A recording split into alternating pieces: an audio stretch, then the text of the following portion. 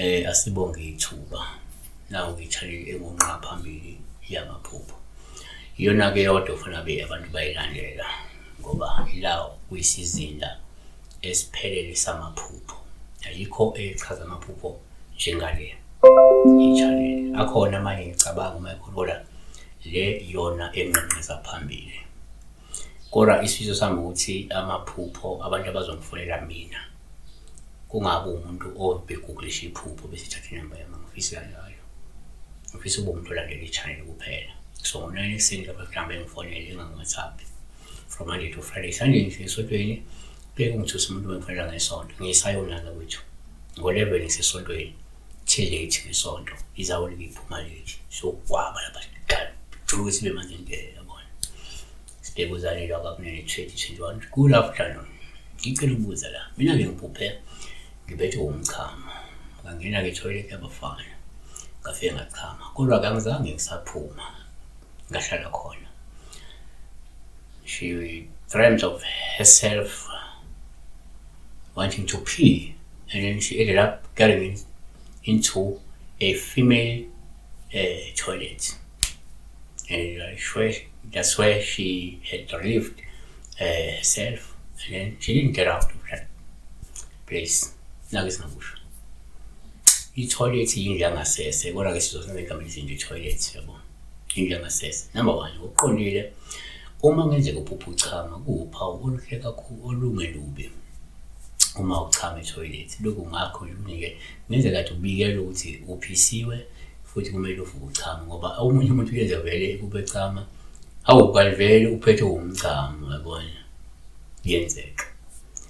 Number 2, kodwa ngakujwayelekile uma ngenzeka uphupha uchama kuwuphawu olungelubi uma uphupha uchama e-toilet. Ngabe kusho ukuthi ngenzeka uneyinkathazo futhi uzovulela isifuba sakho ngasese omunye umuntu omethembayo. Lokhu-ke kuvamile ukuthi uma umuntu enenkinga esuke zimhlupha angakwazi ukuhlala nazo bese ehamba ethola umuntu ekhulume naye. So le phabo leli ngavuma likhomba ukuthi lezi nkathazo ugcine umtholile umuntu noma uzomthola umuntu ozokwazi ukuthi ubhodle kuye ukhulume naye yabona. 3, kwesinye isikhathi kuyenzeka futhi uma uphupha uchama ubuphawu olungelubi uma uchama e-toilet labesilisa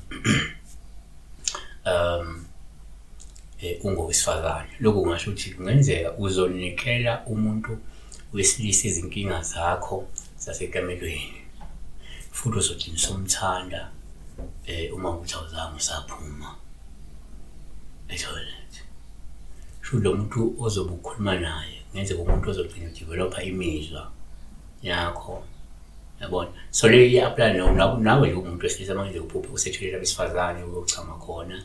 That means mhlawumbe unenkathalo nenkinga kodwa uzogcina kunomuntu wesifazane okhulu ukhuluma naye ngalezi inkinga zasekamelweni yabona. Bese mhlawumbe ugcine sowufola into i-relationship nalo muntu loyo, fall in love with that person yabona. 4, futhi uma uphupha uchama ngabe uphawu uma uchama e-toilet ngoba ngasho ukuthi ngenzeka uzogonyelwa ngenkinga enkathazo zakho komunye umuntu ongasese ngoba umethemba futhi ukuthi unesifuba futhi angeke atshele umuntu imfihlo zakho. Sivale kanje number 5, yenzeka futhi uma uphupha uchama ungaba nje uphawu olubi-ke kwesinye isikhathi uma uchama e-toilet. Lokhu ngasho ngenzeka ugadla ngento eyisichitho esizokudala inkinga nenkathazo uma ukuthi ngesikhathi uchama kade uyichamela nawe ngoba kuyenzeka ukuthi uyachama kodwa manje lento iyakuthela lo mchamo yabona. Uyasichamela yabona.